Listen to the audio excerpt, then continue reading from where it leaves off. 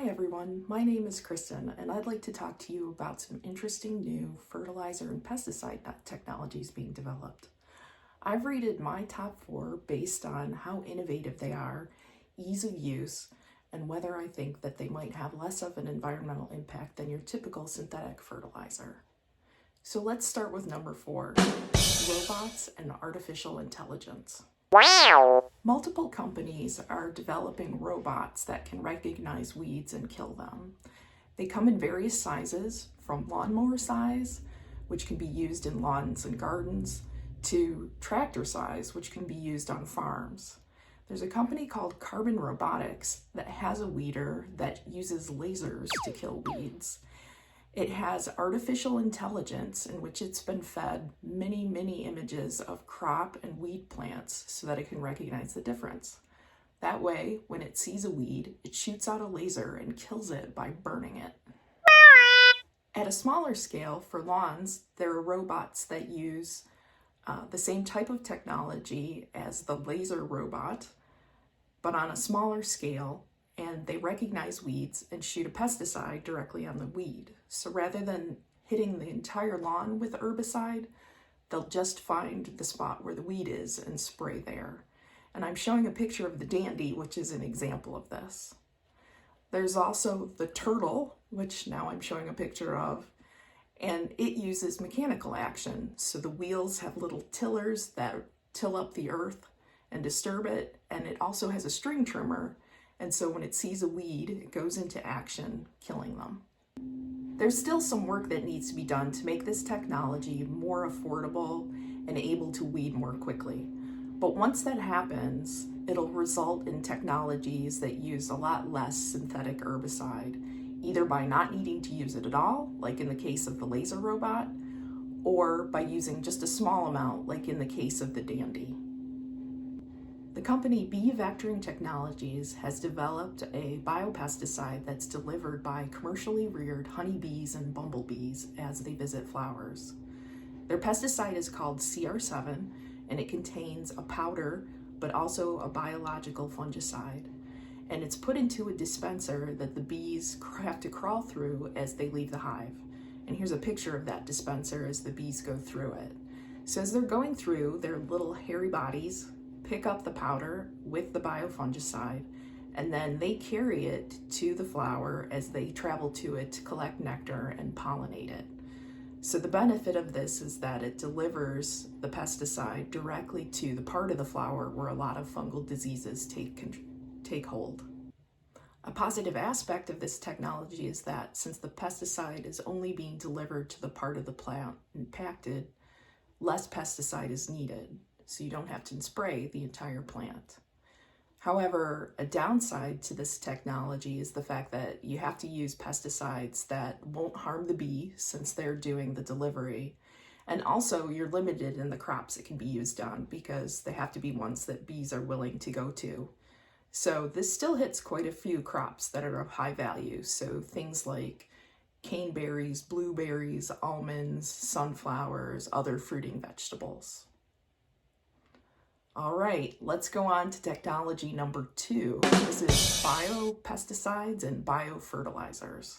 Biopesticides are a broad range of products that come from natural sources. So this can mean animals, plants, or microorganisms such as bacteria, fungi, and viruses.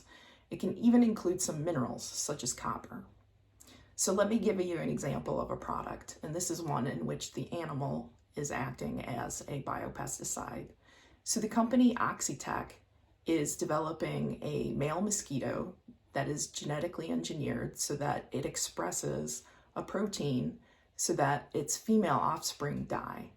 That means when this mosquito is released into the wild, it breeds with the wild population, its female offspring die, and so the population numbers of those mosquitoes go down.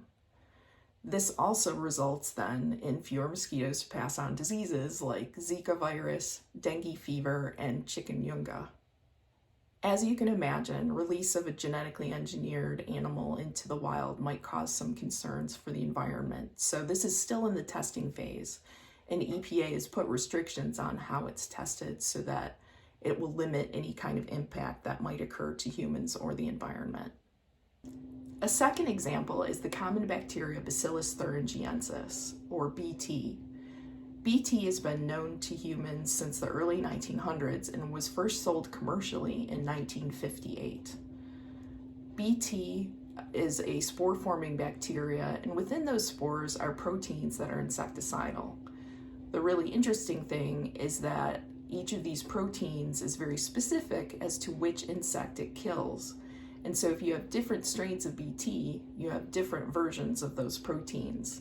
And so you can create a pesticide that's very specific to kill a particular type of pest insect, while it leaves other beneficial insects alone that you want to keep in your garden.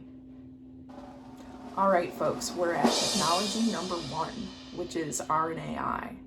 Now, RNAi could be considered a biopesticide, but it acts so differently from a microbe or a plant extract that I've rated it separately. RNAi stands for RNA interference, and in case it's been a while since you've thought or talked about RNA since your biological studies, let me explain.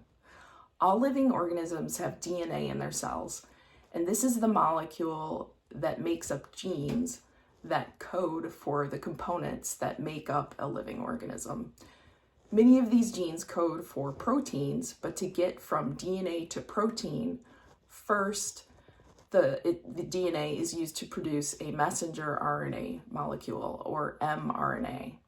That mRNA travels to a structure in the cell called the ribosome, which then causes the RNA to put amino acids into the proper order to make the protein encoded by the gene. RNA interference is a process that happens when small RNA molecules are introduced that match a particular mRNA. When this happens, they bind together and a process is triggered within the cell that causes that mRNA to be broken down.